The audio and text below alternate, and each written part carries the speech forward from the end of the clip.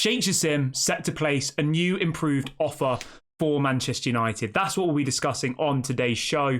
But before we jump into that, please do smash a like on the video and please do subscribe to the channel if you are new. So the story is coming out from Ben Jacobs, who works over at CBS in America. Now, I think Ben Jacobs has been quite good around the takeover. He's had some really good information. Obviously, he does work for an American outlet, so I think he's based in America as well.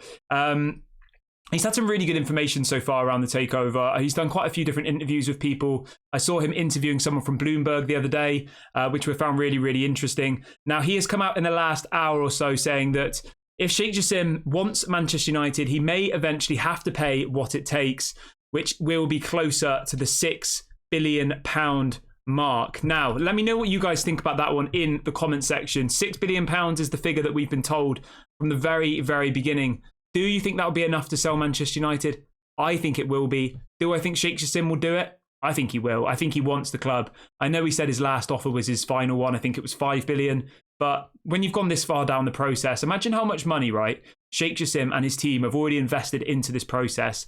Obviously, they haven't paid the £5 billion, but they'll still have invested a hell of a lot of money in legal fees, consultants, all sorts of different things involved with buying a business of this size. And I think they'll all be having that conversation where not only is their reputation going to be tarnished, but also the amount of money that they'd lose by not just giving the Glazers what they want, if that makes sense. So they'd lose all of the legal fees, they'd lose all of their consultant fees, all of the time that, the people who've worked on this deal have spent doing it, ultimately for nothing, 8 months of work, people flying over from Qatar for meetings and all the rest of it. All of that costs money. Nothing is free in this world. So I think that they will end up coming in closer to this £6 billion mark. I've said this from the very beginning that I think Sheikh Jassim will get the club purely just because of the amount of money that he does have at his disposal. Obviously, his personal net worth isn't as much as his family's net worth. His family is some of the richest people in the world. I think their net worth is somewhere around £300 billion.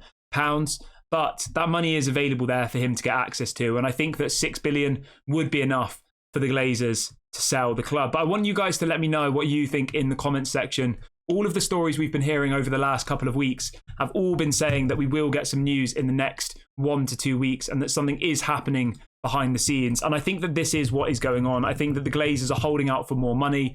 That's what's being widely reported. We know that the Glazers want more than what is being offered at the moment. We know that the offers at the moment are somewhere around £5 billion and they want something closer to 6. And this is exactly what this story is saying here, that it might have to be £6 billion in order for Sheikh Jassim to get hold of Manchester United. Now, for me, I think Sheikh Jassim is the way forward. I think we need to clear the debt.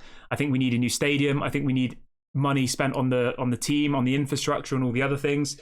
Sir Jim Ratcliffe doesn't offer that for me. Anybody that facilitates the Glazers is an enemy for me personally. The Glazers need to go.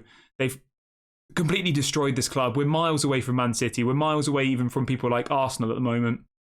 And that's not good enough.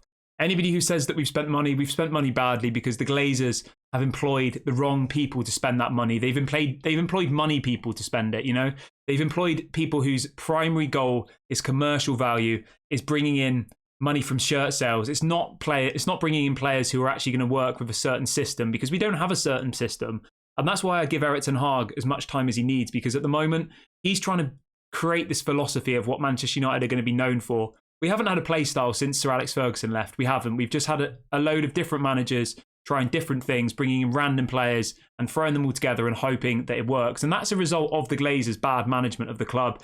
It's a result of the Glazers not bringing in the right people, the right directors of football. Our director of football is a money man. Our CEO is a money man. Ed Woodward was a money man. None of these people are specialists in football. They're specialists in making money. And that's what they've done for the Glazers over the last however many years, right? And fair play to them. That's exactly what they've set out to achieve. And they've achieved that goal. So if you're looking at it from the Glazers' perspective, all of these people that they've employed, the Richard Arnolds, the John Murters, the Ed Woodwards, all of those people have done their job up and beyond, because Manchester United, even though the results on the pitch are so poor, seem to make more and more money each year, we've just had the biggest commercial kit deal in world football. We've just got the biggest shirt sponsorship deal in world football. That is a massive, massive coup for Manchester United. And it's a massive, pat on the back to John Murter and Richard Arnold, who can't buy players to save their lives and have just left it up to Ten Hag. But on the commercial side, they're doing a great job. And that's all the Glazers care about. But I want you guys to let me know, how close do you think we are to getting this final bit of story that the Glazers have sold the club. I'm praying that it's, in the next couple of weeks and that we can try and then kickstart our season off the back of that, and we can then start working towards the January transfer window. But as always, do let me know in the comment section what your thoughts are on this story that's just come out. Please do smash a like on the video. Please do subscribe to the channel if you're new. This has been Daily Red Devil. I've been Kieran, and I'll speak to you all later.